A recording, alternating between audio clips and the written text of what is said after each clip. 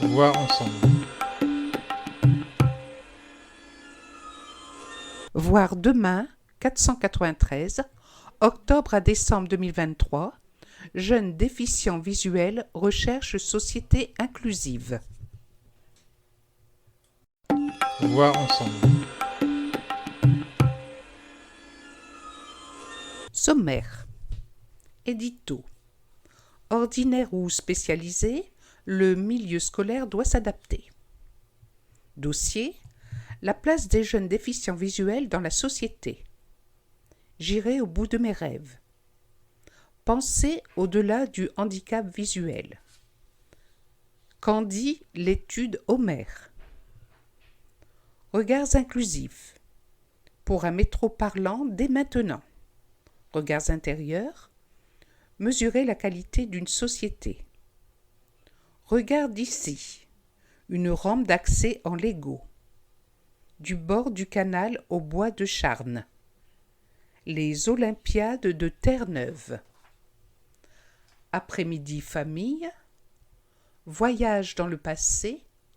Nouvelle arrivée. Dans les pas de Braille, le plein de nature.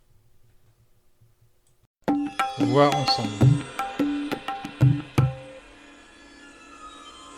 Les couvertures. À la une. Photo de couverture.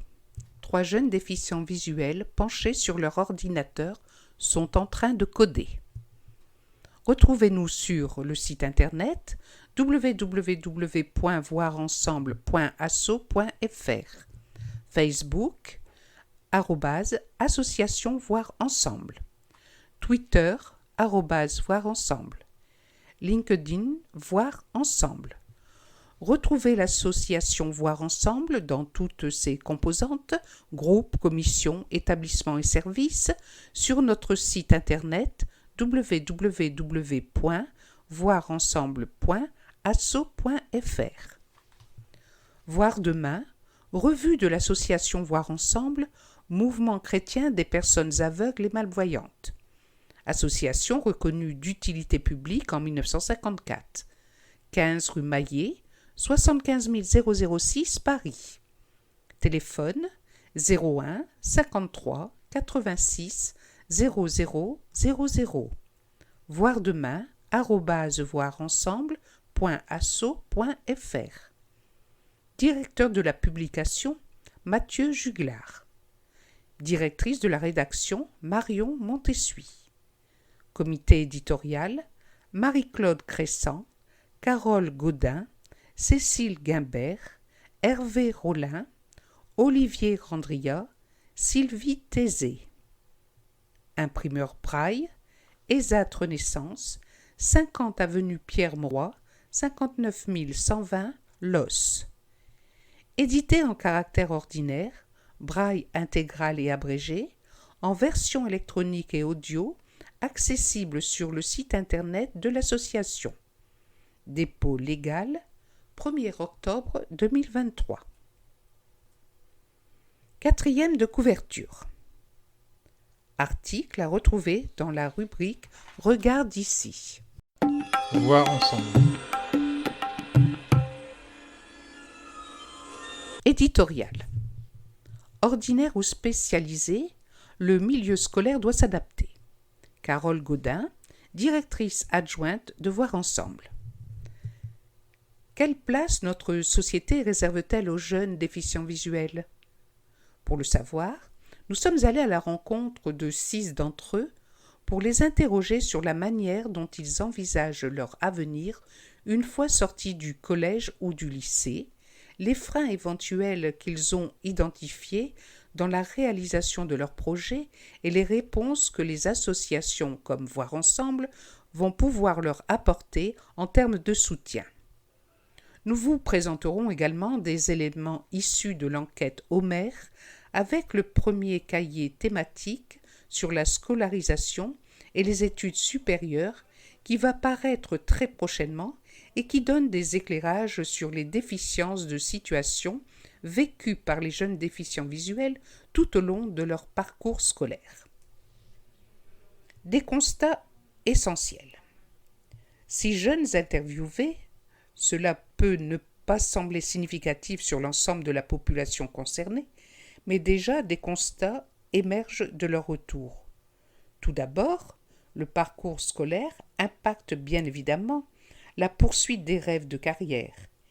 Il est donc important de proposer des approches et des programmes pédagogiques novateurs et en lien avec la réalité du monde du travail actuel. On note également l'effet destructeur de dire à un jeune, déficient visuel ou pas d'ailleurs, que non, il ne pourra pas faire ce dont il a envie, même si c'est son rêve. Nous devons plutôt réfléchir à la manière dont nous pouvons l'accompagner en lui permettant de prendre lui-même conscience des complexités de ce choix et lui laisser la possibilité finalement de poursuivre ou non. Sur le chemin de l'autonomie, de nombreux acteurs sont pertinents. L'Institut national des jeunes aveugles en fait bien entendu partie. Mais il ressort de ces échanges que les associations ont elles aussi toute leur place pour les accompagner tout au long de leur parcours. Et notamment pour les plus jeunes, pour lesquels quitter leur famille et aller dans les instituts situés dans ou en proximité des grandes villes arriverait trop tôt dans leur vie. Voir ensemble se mobilise tous les jours pour proposer des solutions afin de favoriser l'inclusion scolaire en milieu ordinaire ou pour offrir un cadre d'enseignement adapté aux autres. En centre Auvergne-Bourgogne, en Mayenne ou en Bretagne, des dispositifs sont en soutien ou remplissent les vides laissés par la puissance publique. Le dispositif Enfants des Côtes d'Armor accompagne des jeunes collégiens et lycéens en milieu ordinaire et propose des adaptations et autres transcriptions nécessaires à la poursuite de leurs études. Mais il accueille également des jeunes déficients visuels pour un enseignement adapté, encadré par des enseignants spécialisés dans la déficience visuelle, dans 2 classes d'enseignement professionnel, une en collège, l'autre en lycée. Un seul mot d'ordre, que chacun trouve sa place et de la place pour tous. Aller à la rencontre des jeunes déficients visuels ne peut s'arrêter à l'étape de la scolarisation. L'aventure se poursuivra donc dans un prochain, voire demain. Voir ensemble. Dossier. J'irai au bout de mes rêves. Sarah, Anoïs, Alexandru et Lénie, élèves, et Sophie Leguet, enseignante spécialisée. Sarah, Anoïs, Alexandru et Lénie sont suivis par le dispositif Enfants de Voir Ensemble, situé dans les Côtes d'Armor, département 22. Les jeunes nous livrent leurs projets, leurs rêves, leurs craintes aussi pour certains, face aux difficultés qui les attendent. Ils n'ont pour autant pas l'intention de renoncer à leurs rêves. Sarah, 18 ans, malvoyante. Après la sortie de l'école, je voulais faire un CAP d'esthétique, mais ma professeure ne voulait pas. Alors j'ai pensé me tourner vers la SIPF Pro ou les AT. L'enseignante trouvait que ce serait trop compliqué pour moi, alors cela m'a un peu démotivée. La SIPF Pro est un établissement qui propose des ateliers pour préparer à travailler dans un ESAT. Mais je n'ai pas encore abandonné mon projet de CAP. Je vais tenter d'aller au bout de cette envie. Le frein pour réaliser mon projet, c'est d'avoir le niveau scolaire requis pour être accepté dans cette formation. La déficience visuelle est forcément un frein en soi également. Côté association, en plus de Voir Ensemble, je connais une association spécialisée dans la déficience visuelle, IPIDV, Initiative pour l'inclusion de la déficience visuelle, située à Brest, qui m'a permis de faire un séjour surf pendant 3 jours. J'attends de ce type d'association de m'aider à devenir le plus autonome possible à l'avenir, d'acquérir des techniques pour vivre comme les autres avec les adaptations liées à ma déficience. Anoïs, 15 ans, malvoyant. Après mon bac, j'aimerais bien continuer 1 ou 2 années d'études supplémentaires et ensuite effectuer un travail manuel. Un CAP menuiserie me tente beaucoup. J'ai envie de travailler le bois. Il n'y a pas de raison que je n'arrive pas à réaliser mon projet. Il y a plein de gens qui y parviennent. Alors je pense réussir moi aussi. Je sais qu'il y a des obstacles, mais je vais faire un maximum d'efforts pour les surmonter. Je vais à la piscine grâce à Handisport et je suis accompagnée par Voir Ensemble dans le cadre scolaire. Ces associations sont là pour nous aider à grandir normalement malgré le handicap. Alexandru, 19 ans, aveugle. Pour ma part, après l'école, je voudrais suivre une formation dans le massage et le bien-être. Dans la réalisation de mes rêves, j'ai rencontré des freins à plusieurs reprises. Par exemple, je me souviens que l'année dernière, lorsque j'étais à l'INJA à Paris, j'avais comme projet personnel d'organiser un meet-up, c'est-à-dire une rencontre avec des professionnels du secteur du bien-être, de l'esthétique, etc. Mais le manque d'autonomie m'a fait abandonner le projet. Il est évident qu'il y a des freins quant à l'autonomie, notamment pour ce qui concerne les déplacements. Je pratique une activité sportive avec l'association Voir Ensemble, qui me suit également pour mes études. L'association nous propose de nombreux ateliers, bois, horticulture, tout cela dans le cadre scolaire pré-professionnel. Je connais plusieurs associations spécialisées dans la déficience visuelle, outre Voir Ensemble, la VH, APIDV. Elles sont là pour nous soutenir car des déficients visuels, il y en aura toujours. J'aimerais bien qu'elles puissent m'aider à réaliser mon projet professionnel. Lénie, 17 ans, malvoyant. Je suis dans une section d'orientation professionnelle pour déterminer ce que je vais faire plus tard. J'envisage un métier dans le milieu agricole, l'horticulture ou le maraîchage. J'hésite encore. Cette année, je vais faire des stages et me décider ensuite. Ce qui est difficile, ce sont les déplacements. Si on ne vit pas dans une grande ville, sans moyen de transport, c'est compliqué. Comme association, je connais Voir Ensemble pour l'école. L'association m'a permis de préparer mon projet professionnel, savoir vers quelle formation m'orienter, préparer la suite de mes études. Cette année, je prépare mon CAP et les stages qu'on me propose vont me permettre de déterminer ce que je choisirai. Voir Ensemble gère une entreprise adaptée de maraîchage à la Villeneuve, donc je vais pouvoir commencer un stage dès le mois de novembre. Je connais également la fédération Handisport. Photo. Les jeunes accompagnés par le dispositif Enfants de Voir Ensemble situé dans les Côtes d'Armor. Voir ensemble. Pensez au-delà du handicap visuel. Anatolie et Hugo, élèves de terminale à l'Institut national des jeunes aveugles, INJA. Nous avons rencontré Anatolie et Hugo, élèves de terminale en NSI et internes au sein de l'INJA Louis Braille, Institut national des jeunes aveugles, dans le cadre des Journées européennes du patrimoine le 16 septembre dernier. Ils présentaient le projet iDrone, construit dans un labo nouvellement mis en place avec le soutien de leurs professeurs et du directeur de l'établissement. Un projet ambitieux et novateur qui sera développé dans le dossier du prochain Voir demain sur le thème de la recherche et de l'innovation au bénéfice de la déficience visuelle et, plus largement, de la société. Car ces jeunes pensent large.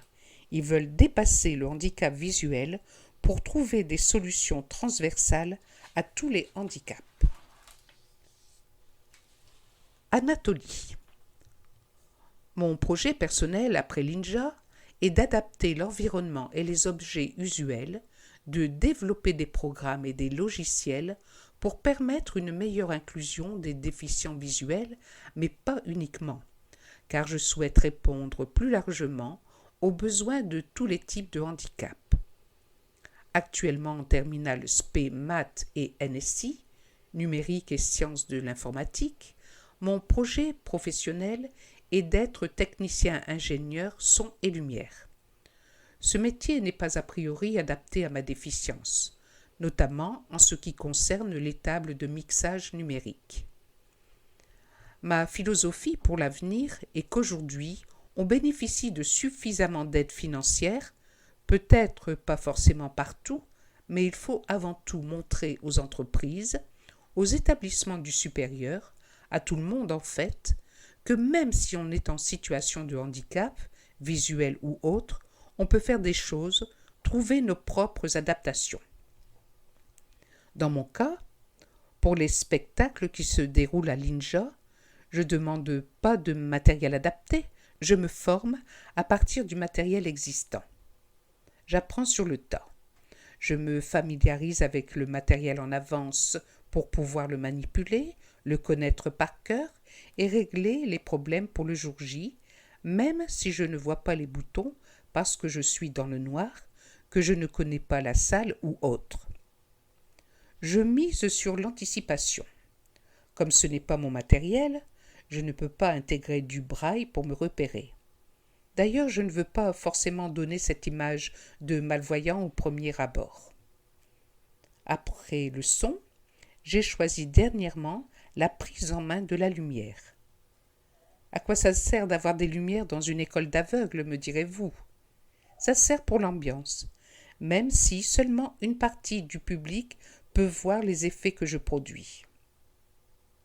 Je connais plusieurs associations spécialisées dans la déficience visuelle à Strasbourg, là d'où je viens, Vue d'ensemble, Vue du cœur, et à Paris aussi, comme A2, c'est mieux, vous propose des activités sportives comme le tandem, la course à pied, la natation. Le président d'A2, c'est mieux, Ludovic Petit-Demange, astrophysicien et bien intégré dans le monde du travail. Grâce à ses connaissances, son parcours, il peut devenir une personne ressource et peut être amené à nous aider à l'avenir si on souhaite développer un projet sur l'aérophysique. Hugo. Je réfléchis encore à choisir entre un logement avec une prépa ou une prépa intégrée avec internat. Le fait de se retrouver tout seul dans un appartement dans le cadre d'une prépa classique me semble compliqué. Je préfère m'orienter sur l'option intégrée. Je connais Ninja par cœur, c'est un milieu sécurisant. Ce ne sera pas la même chose l'année prochaine. Je serai dans un environnement où il y aura beaucoup de gens, où il faudra que je trouve une place dans les salles de type amphithéâtre. Le côté études n'est pas un problème, j'aime étudier. Tout va bien côté résultats. Le problème sera plutôt de gérer le flux d'élèves, les grandes classes, un environnement peu ou pas adapté à la déficience visuelle. J'ai connu l'inclusion scolaire avant l'INJA. Ce que j'attends des associations, notamment celles spécialisées dans la déficience visuelle, pour l'instant je n'ai pas de lien avec l'une d'entre elles, mais à l'avenir, je pense que ce sera intéressant pour tout ce qui concerne les sorties, les activités culturelles, mais aussi dans le cadre de mes études pour les adaptations de documents et autres. J'ai pu parler avec des gens qui étaient déjà en études supérieures et qui m'ont dit que les associations étaient très importantes dans leur parcours, en particulier pour les retranscriptions. Photo. Lors des Journées européennes du patrimoine, les jeunes de l'INJA ont présenté au grand public leur projet iDrone. Voir ensemble. Qu'en dit l'étude Homère? Tirée du cahier thématique sur la scolarisation et les études supérieures. Les éléments qui suivent proviennent de la collecte de données réalisée entre février 2021 et juin 2022 en France métropolitaine, par Internet ou par téléphone, auprès de parents d'enfants déficients visuels de moins de 16 ans et de personnes déficientes visuelles de 16 ans et plus. Un cahier thématique sur la scolarisation et les études supérieures vient de sortir avec des données précises sur le nombre de répondants concernés, de 3 à 29 ans, et la réalité des parcours et des difficultés rencontrées par certains. Quelques constats. Le milieu ordinaire reste le lieu de scolarité le plus fréquenté, quel que soit le degré de sévérité de la déficience visuelle. Dans cet environnement, il est à noter un manque criant de formation des enseignants et des aidés AESH, accompagnants d'élèves en situation de handicap, ainsi qu'un retard dans la mise à disposition du matériel adapté. Néanmoins, que ce soit au collège comme au lycée, les conditions d'adaptation aux examens sont bonnes. Par rapport à la population générale, l'acquisition d'un diplôme du supérieur est plus faible dans la population des déficients visuels. On remarque un décalage fréquent entre l'orientation professionnelle choisie et le métier effectivement exercé. On note également beaucoup de non-recours aux dispositifs de type pôle handicap dans les établissements du supérieur, avec une marge de progression assez importante les concernant sur le déploiement et leur attractivité. Une large majorité des moins de 30 ans ont bénéficié d'aménagements ou d'adaptations pendant leurs études supérieures, soutenues en cela par le cadre législatif et le développement des technologies de l'information et de la communication. L'importance du braille. Le parcours des jeunes déficients visuels reste semé d'embûches. Le lien entre la maîtrise du braille et la réussite scolaire est significatif dans les résultats de l'enquête. Si une personne perd la vue à l'âge adulte, l'apprentissage du braille n'aura pas d'influence sur son niveau d'études. Une marge de progression. Il ressort des données de l'enquête que malgré les évolutions positives depuis les années 2000, la déficience visuelle reste mal accompagnée dans le cadre du parcours scolaire, éprouvant ainsi l'égalité des chances de l'enfant. Il est donc nécessaire d'améliorer l'accueil et l'accompagnement en classe ordinaire des élèves déficients visuels. On note d'ailleurs que les répondants aveugles qui maîtrisent le braille, ainsi que les personnes les plus autonomes dans leurs déplacements, sont aussi plus diplômés que la moyenne. Retrouvez ce cahier et une synthèse des résultats de l'enquête sur le site de l'étude Homer, https://étude-homer.org/. Voir ensemble. Regard inclusif. Pour un métro parlant dès maintenant. Olivier Randria, responsable vie associative et plaidoyer de Voir ensemble. En juin dernier, le collectif Braille is Back, qui regroupe les associations API-DV, Valentin Owi, la Fédération des aveugles de France, Voir ensemble et l'Institut national des jeunes aveugles, INJA Louis Braille, a lancé une pétition pour la vocalisation du métro de Paris. En 2024, Paris accueillera les Jeux olympiques et paralympiques. Un événement exceptionnel qui fera de notre capitale le centre du monde pendant tout un été. Des personnes du monde entier se retrouveront dans notre métro parisien.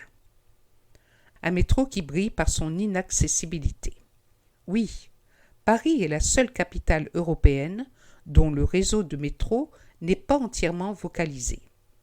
À ce jour, seule la moitié des rames circulant sont parlantes et il faudra attendre 2036 pour que toutes les lignes soient équipées de rames capables d'annoncer les stations.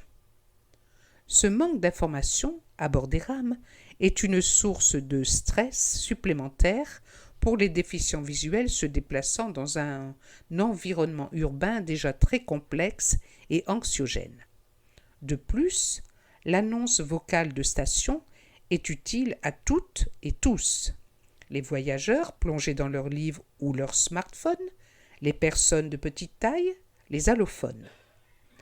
Près de 20 ans après la grande loi sur le handicap de 2005, décidant la mise en accessibilité de l'espace public, et à 1 an des Jeux olympiques et paralympiques qui verront des millions de touristes étrangers visiter Paris, il est plus que temps d'agir. Le collectif Braille is Back a donc initié une pétition qui regroupe désormais plus de 10 500 signatures. Vous pouvez toujours la signer et la faire connaître via ce lien https://pétition/social-métro-parlant/209100. Également, pour médiatiser ce combat commun, les membres du collectif ont organisé une action le 22 juin au matin à la station du Roc afin de sensibiliser les usagers du métro et faire signer cette pétition.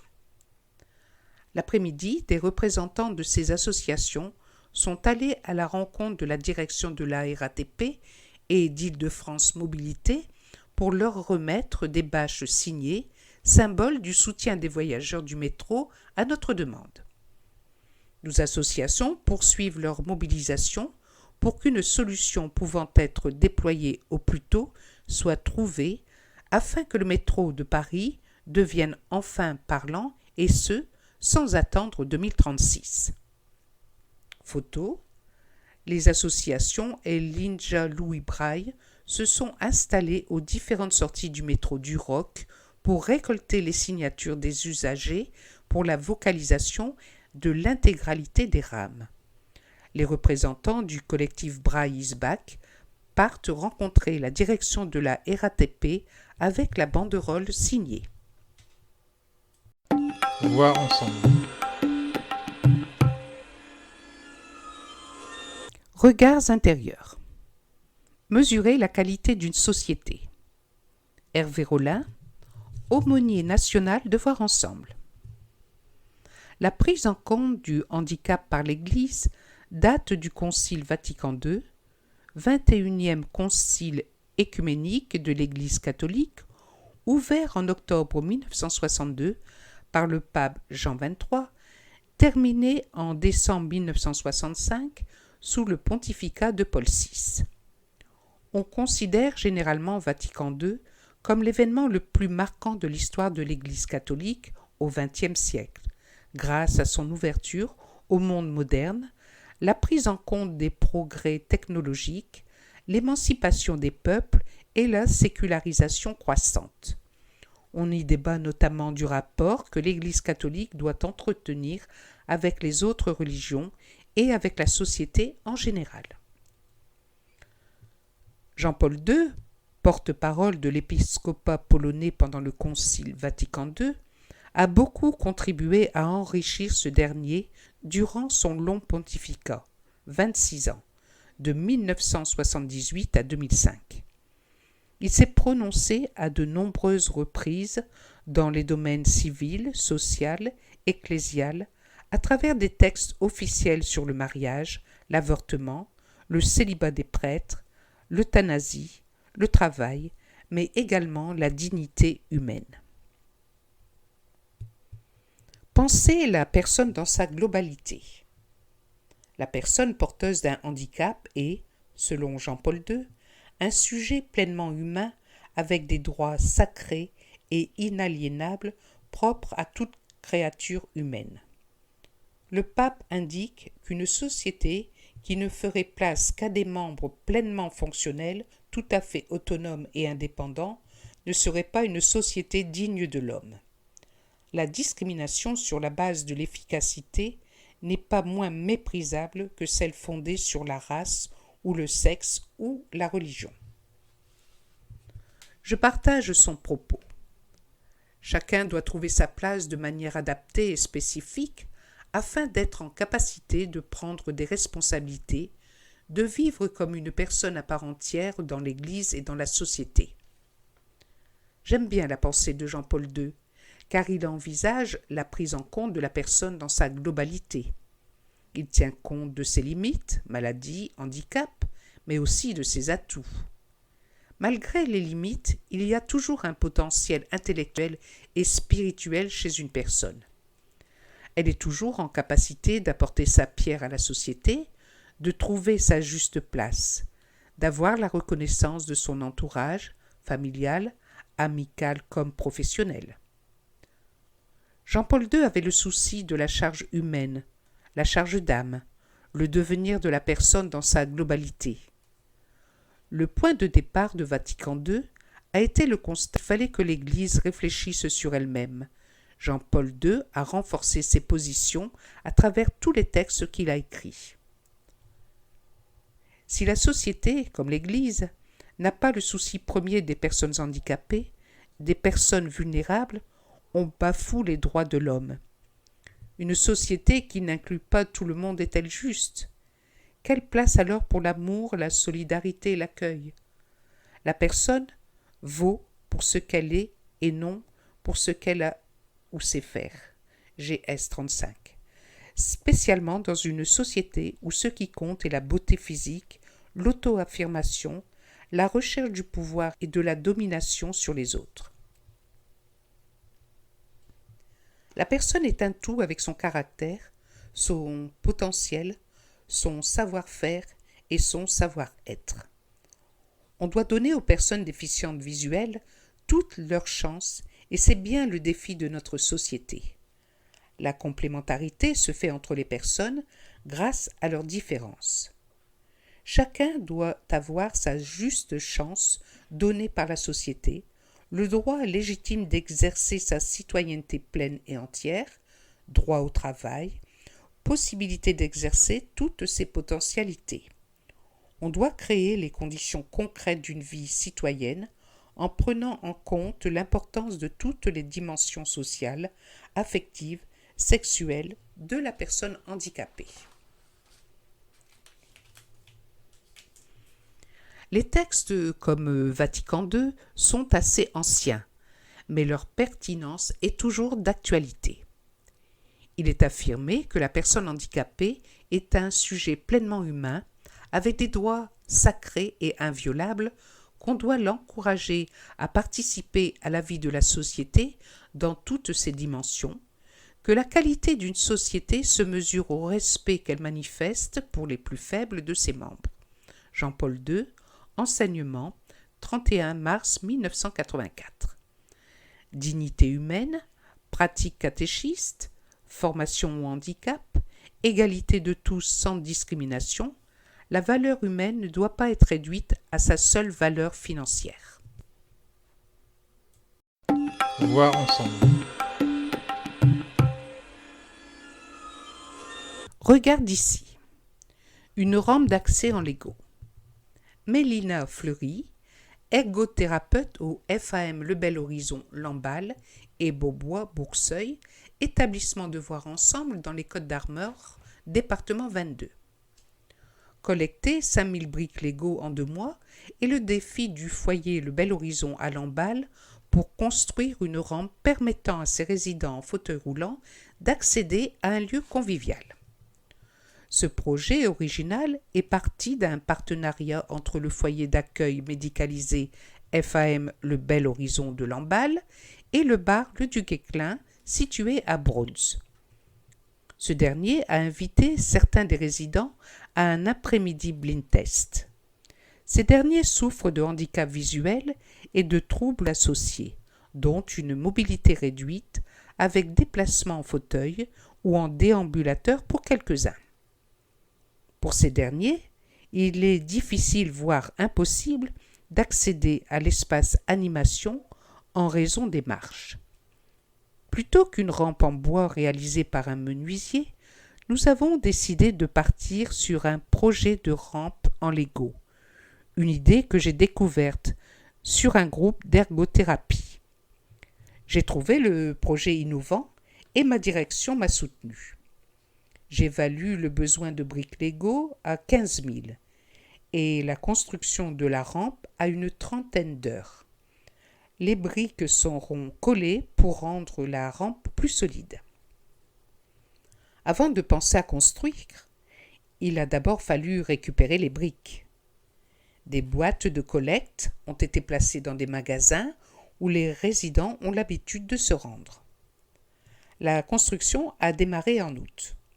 Les résidents ont participé à l'assemblage en fonction de leurs envies et de leurs capacités. Nous avons également fait appel à des bénévoles pour venir nous aider et pour ouvrir cet atelier au public extérieur. Des salariés sont venus avec leurs enfants, des familles de l'extérieur nous ont également rejoints et nous avons démarré la construction de la rampe tous ensemble. Actuellement, nous avons assemblé un tiers de la rampe. Afin de la terminer, il nous manque encore des Legos.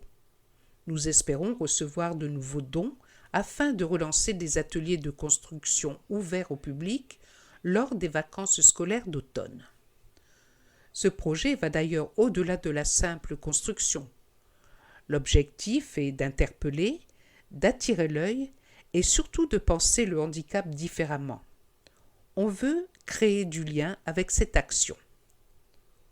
Photo, le directeur du pôle Bretagne-Normandie, Samuel Boutrouel et Mélina Fleury, ergothérapeute, présentent une boîte de collecte de Lego. Les boîtes sont disposées dans les magasins locaux. Des résidents et des bénévoles, familles, s'attaquent à la construction de la rampe sous la supervision de professionnels. Une affiche présente les différentes étapes de la construction. Voir ensemble. Du bord du canal au bois de Charnes. Martine Vézolec, directrice du pôle Centre Auvergne-Bourgogne de Voir Ensemble. Une cérémonie s'est déroulée le 3 juillet pour la pose de la première pierre du futur EHPAD géré par l'association Voir Ensemble en présence des principaux acteurs du projet. Représentant le conseil d'administration, Jacques Charlin, président d'honneur, et Christiane Audebert, secrétaire nationale, Martine Vézolec, directrice du pôle Centre Auvergne-Bourgogne, le maire de Saint-Satur, le président de Val-de-Berry, maître d'œuvre, des représentants des conseils du département du Cher et de la région Centre-Val-de-Loire, de l'ARS Centre-Val-de-Loire, la Banque des Territoires, la Caisse des dépôts et le SEM Territoria. Christiane Audebert a pris la parole pour réaffirmer l'engagement de Voir Ensemble pour offrir aux personnes déficientes sensorielles le meilleur accompagnement possible, de la petite enfance jusqu'aux aînés. Le déplacement de l'EHPAD vers un nouveau site, toujours sur la commune de Saint-Satur, va permettre de faire face aux risques d'inondation auxquels est soumis le site actuel, construit en bordure du canal de jonction entre le canal et la Loire, et d'améliorer le confort matériel et la sécurité des résidents et des salariés. L'ouverture de l'EHPAD actuel date de 1975. Il accueille aujourd'hui 42 personnes, alors que le nouvel établissement pourra en recevoir 55. Un projet au long cours. Depuis 12 ans, et la prise en compte des difficultés liées à la situation géographique de l'EHPAD, il a fallu batailler pour trouver un autre endroit et les financements pour mener le projet à bien. Au total, le budget tourne autour de 9 millions d'euros. La crise Covid ayant renchéri le coût en raison de la hausse du prix des matériaux. La mairie de Saint-Satur a offert le terrain pour 1 euro symbolique en bordure du bois de Charnes, une parcelle d'environ 1 hectare. Voir Ensemble est le principal financeur avec 1,5 million d'euros d'apport. Le département du Cher a accordé une subvention de 387 000 euros, l'ARS 700 000 euros. Le projet répond à une nécessité liée au vieillissement de la population et à l'allongement de la durée de la vie. L'équipe pluridisciplinaire a apporté son expertise dans le domaine de la déficience sensorielle, notamment dans la conception des différents espaces du bâtiment. Une amélioration de la qualité de vie des résidents et des conditions de travail des salariés est attendue. Photo. Les différents acteurs, à commencer par Voir Ensemble, prescripteur du projet, ici représentés par Christiane Audebert, Martine Vézolec, Jacques Charlin et Dominique Alain. Des professionnels de l'EHPAD, dont la directrice adjointe Madame Besse-Moulin, ainsi que des résidents assistent à la cérémonie. Voir ensemble. Les Olympiades de Terre-Neuve. Réjeanne Loyer, directrice du pôle Paris de la Loire de Voir Ensemble. À la suite d'un après-midi dansant, puis d'une journée pique-nique avec les amarres en juillet, l'accueil de jour de Terre-Neuve a organisé les Olympiades de Terre-Neuve, le mercredi 30 août. Sportivité, plaisir partagé, bol d'air sous une météo clémente, tous les ingrédients étaient réunis pour passer un très bon moment. Bravo aux participants des différents sites et à l'équipe d'organisation, animatrices et personnes accueillies à l'accueil de jour Terre-Neuve. Les gagnants sont l'équipe des Flammes éternelles. Photo, les différentes épreuves et bons moments proposés aux participants. Voir ensemble. Après-midi famille. Nathalie Servant, directrice adjointe des services de la Nièvre de Voir Ensemble. Chaque année, avant les vacances d'été, au sein du service pour personnes déficientes visuelles de la Nièvre, un après-midi à destination des familles est organisé. Cette demi-journée permet aux enfants qui sont accompagnés par le service de partager, en compagnie de leurs proches et des autres familles, un moment d'échange et un temps fort autour d'une activité. Après des sorties dans un parc acrobranche, au sein d'une écurie ou bien sur le thème du sport adapté, cette année, c'est dans un parc de loisirs qu'elle s'est passée. Les professionnels du service, les enfants et leurs proches se sont donc donné rendez-vous au parc de loisirs nommé Au Parc, situé au bord de la Loire, à Cosne-sur-Loire. Au programme de cette demi-journée festive, pique-nique, manège, attractions gonflables et beaucoup de rigolade. Un moment qui a ravi l'ensemble des participants. Photo, la fine équipe réunissant enfants, parents et professionnels des services. Tout le monde y va de sa plus belle grimace. Voir ensemble. Voyage dans le passé.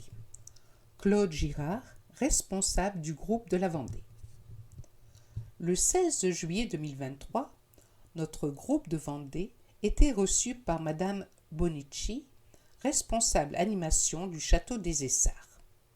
Ce château a traversé 2000 ans d'histoire, du temps de la Gaule à nos jours, en passant par le XIIe siècle, la Renaissance et le XIXe siècle. Notre guide nous raconte tous les temps forts ayant marqué ce site. Après les chroniques de Guillemette, maîtresse du château en 1554, et les coutumes et anecdotes sur l'époque Renaissance, nous passons au XIXe siècle avec Potin et Popote.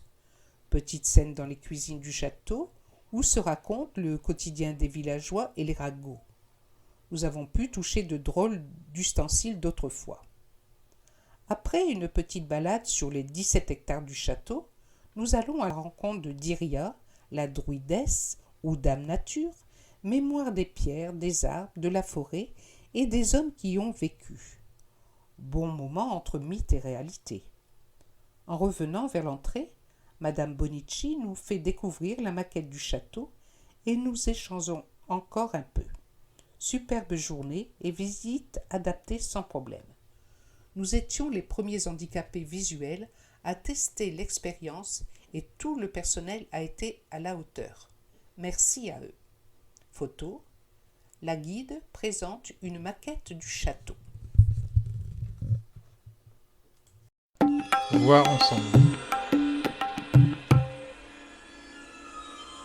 Dans les pas de Braille, Fouzi, El Arbi et Albert. Le groupe Voir Ensemble 77 remercie la mairie de Chelles qui a prêté un minibus pour effectuer cette sortie à Coupvray, près de Paris, et y retrouver des membres du groupe de Paris. Albert, membre du 77, était le conducteur. Le jardin des 5 Sens attenant au musée avec son panneau explicatif à l'entrée du jardin.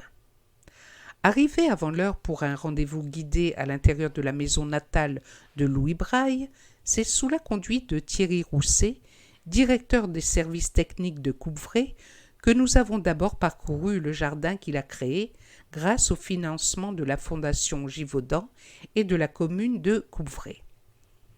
Nous avons pu explorer la plupart de nos sens grâce à la découverte de très nombreuses variétés de plantes à sentir, à toucher et même à goûter. Farida, la directrice du musée, nous a accueillis pour une visite détaillée par un guide. C'est ainsi que nous avons appris que très tôt, à l'âge de 5 ans, Louis Braille a perdu la vue en raison d'un accident dans l'atelier de son père, bourrelier. À 15 ans, Louis créait son propre alphabet. Il a connu ensuite un parcours de vie remarquable que vous pourrez découvrir lors d'une visite commentée que l'on doit réserver.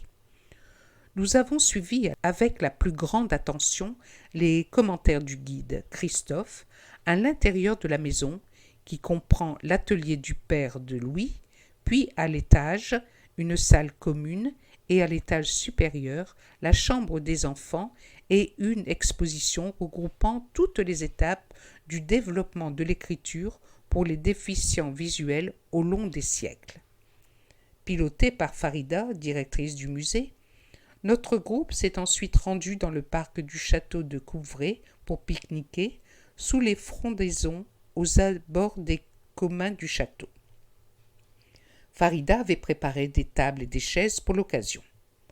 Après le pique-nique, nous avons pu visiter le jardin magnifique présentant de nombreuses variétés de fleurs. Photo, une journée au grand air pour les groupes 75 et 77 qui sont passés d'un jardin à l'autre, le jardin des 5 Sens et celui du château. Voir ensemble. Le plein de nature. Anne-Marie Landier, membre du groupe 41. Le groupe du Loir-et-Cher a la chance d'avoir parmi ses adhérents une guide en sylvothérapie, Hélène. Elle a souhaité faire partager son expérience à nos membres sur 3 demi-journées en 3 lieux différents du département. En tout, 20 personnes ont fait l'expérience, dont 13 en situation de handicap visuel. Elle nous a proposé un bain de forêt. Cela consiste en une marche lente, si possible en silence, avec pour objectif lâcher prise et bien-être, reconnexion à la nature et à soi-même, axé sur la respiration et l'éveil des sens. Hélène nous a invités à écouter le chant des oiseaux, le bruissement des feuilles, la pluie tombant sur les feuilles, à sentir l'odeur des pins sylvestres, des fleurs d'acacia, de l'humus juste après la pluie, à toucher des feuilles de houx, des glands, des pommes de pin, des bébés fougères, de la mousse, du lichen. À l'issue de 3 heures de détente, Hélène a invité toutes les personnes à s'exprimer sur leurs ressentis, à partager un moment de convivialité, selon l'heure, autour d'un verre de l'amitié ou d'un goûter. Lors de ces moments d'échange, les langues se délient et voici un petit recueil de ce qui a été dit. Patrick, malvoyant. Cette balade me rappelle celle faite avec mes parents, aujourd'hui décédés. Catherine, malvoyante. J'ai retrouvé les odeurs qu'il y avait dans la ferme de chez ma grand-mère. Carole, non-voyante. Je ne pensais pas un jour possible d'aller marcher en forêt. Odile, malvoyante.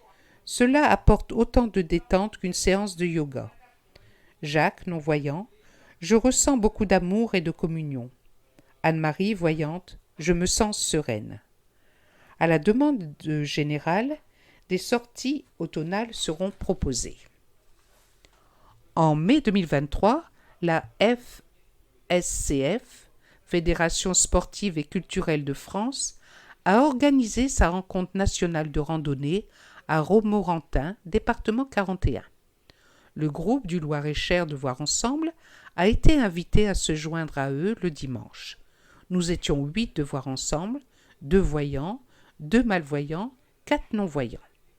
Dès 9 heures, après un accueil chaleureux de Patrick Laurando, vice-président de la FSCF, un covoiturage a été aménagé pour nous rendre au départ de notre randonnée de 11 km à Saint-Viâtre en Sologne, au milieu des étangs.